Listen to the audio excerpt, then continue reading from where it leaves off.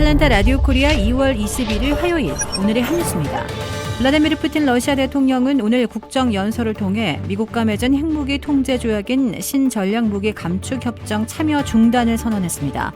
푸틴 대통령은 그러면서 러시아는 조약에 따른 사찰을 허락받지 못했다며 서방이 러시아에 대해 사찰을 허용하라고 요구하는 것은 말이 안 된다고 주장했습니다.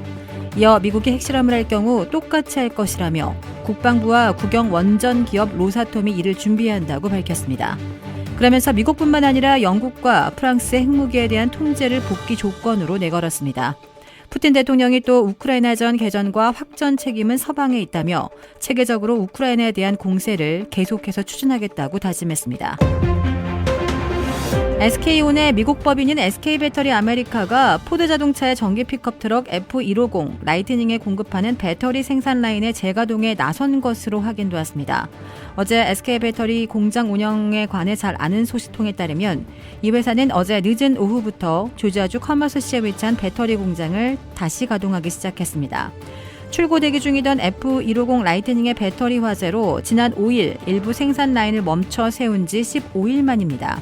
지난 4일 미시간주 디어본의 포드 공장에서 F150 라이트닝에 대한 사전 품질 검사 중 화재가 발생하자 포드 공장뿐만 아니라 SK배터리 아메리카도 다음 날부터 일부 라인을 멈추고 점검 절차에 돌입했습니다. 따라서 이날 SK배터리 아메리카가 생산 라인을 재가동한 것은 그간 점검을 통해 배터리 화재 원인을 파악하고 설비, 제조 운영상의 보완을 마쳤기 때문으로 해석되고 있습니다. 유엔 전 부장이사회가 북한의 탄도미사일 발사에 대한 제재 방안을 논의했지만 별다른 성과 없이 끝이 났습니다. 어제 안보리는 긴급회의 공개회를 열었지만 대북 제재에 대한 중국과 러시아의 반대로 의견 조율에는 실패했습니다. 한국과 미국, 일본 등은 최근 북한의 잇따른 탄도미사일 도발을 가장 강력한 용어로 규탄하면서 안보리 차원의 공식 대응을 요구했으나 중국과 러시아는 북한의 미사일 발사가 한미 연합군사훈련에 대한 정당한 반응이라고 맞섰습니다. 회의가 끝난 뒤에는 한미일 등 11개 국가를 대표해 북한을 규탄하고 안보리 차원의 공동 대응을 촉구하는 장외 성명을 낭독했습니다. 이날 회의는 북한이 지난 18일 대륙간 탄도미사일 발사에 이어 어제 단거리 탄도미사일 2발을 쏜 직후에 일본 측 요청으로 소집됐습니다. 미국에서 기업들이 해고 대상을 정할 때 인공지능의 판단에 의존할 가능성이 커지고 있습니다. 지난달 구글의 대규모 감원으로 해고된 직원 수백 명이 몰린 온라인 대화방에서는 어떤 법도 위반하지 않도록 개발된 영혼 없는 알고리즘이 해고 대상을 결정한 게 아니냐는 이야기가 오갔다고 합니다. 구글은 해고에 어떤 알고리즘도 관여하지 않았다고 해명했지만 기업의 인사 관리자들이 갈수록 인터뷰, 채용, 승진 대상 등을 결정할 때 AI 소프트웨어를 사용하고 있어 이런 우려가 전혀 근거 없지는 않다고 워싱턴 포스트가 보도했습니다.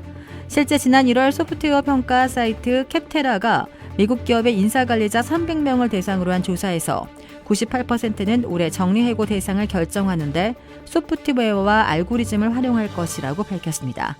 이미 여러 대기업은 직원 채용과 업무 평가 등의 알고리즘을 광범위하게 활용하고 있습니다. 대지진으로 피해를 가장 많이 본 튀르키예 하타이 지역에서 어제 강한 지진이 또다시 일어났습니다. 이번 지진으로 튀르키예와 시리아에서 지금까지 8명이 숨지고 600여 명이 다쳤는데요.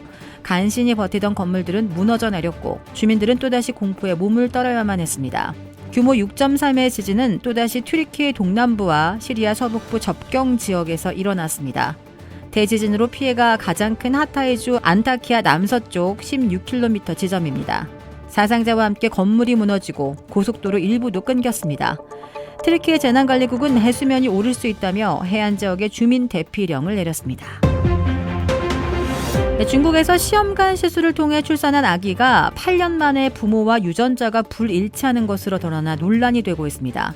현지 언론 보도에 따르면 천모 씨 부부는 결혼 후 자녀를 갖지 못하자 지난 2011년 안후이 의과대 제1부속병원 생식센터에서 시험관 시술을 통해 이듬해 아들을 출산했으나 2020년 이 아이가 부부와 혈연 관계가 전혀 없다는 사실을 뒤늦게 확인해 병원을 상대로 소송을 제기했습니다.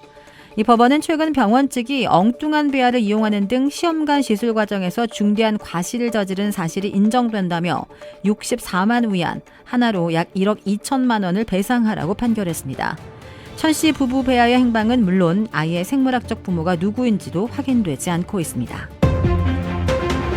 한국의 윤석열 대통령은 위례 대장동 개발 비리와 성남 FC 후원금 의혹으로 구속영장이 청구된 더불어민주당 이재명 대표의 체포 동의 요구서를 제거했다고 대통령실이 오늘 밝혔습니다. 이날 오전 언론 공지에서 이재명 대표 체포 동의안은 어제 접수돼 대통령 제거가 이루어졌고 국회로 송부될 예정이라고 밝혔습니다. 앞서 서울중앙지법은 지난 17일 서울중앙지검에 이 대표에 대한 체포 동의 요구서를 보냈습니다. 윤 대통령은 이후 대검찰청과 법무부를 거쳐 제출된 체포 동의 요구서를 전날 밤 제거했습니다. 체포 동의안은 24일 국회 본회의 보고를 거쳐 27일 본회의에서 표결이 이루어집니다. 주택 구매뿐만 아니라 커머셜, 웨어하우스, 비즈니스 건물까지 부동산계의 큰손 이주환 부동산. 크레딧 카드 빚 최대 80%까지 탕감. 크레딧은 지켜드리고 빚은 줄여드리는 O3 컨설팅이 오늘의 한 뉴스를 후원합니다. 이상 애틀랜타 라디오 코리아 2월 21일 화요일 오늘의 한 뉴스의 고지선이었습니다.